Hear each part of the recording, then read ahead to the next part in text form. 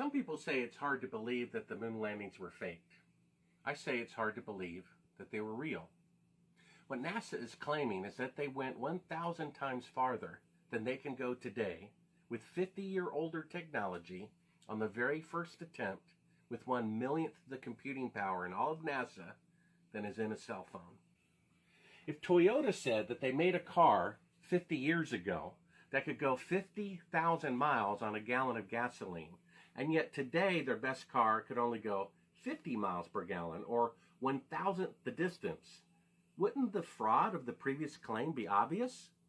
And yet this is exactly the moon landing fraud, and yet people don't see it because of their emotional attachment to it.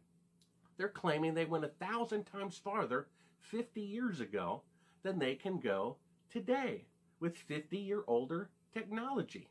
That doesn't make any sense.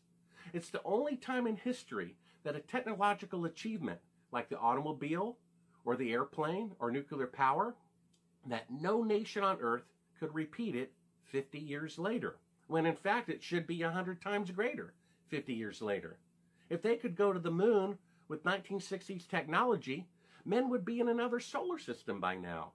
Men would have walked on Mars 10 years later, 40 years ago, which never happened.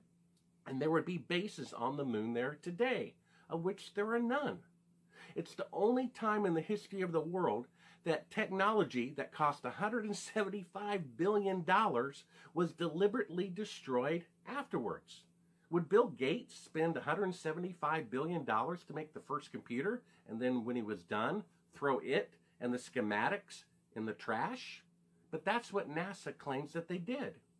They only did that to destroy the evidence of the fraud, which is proof itself that they didn't go, because if they really went, they would never destroy the technology.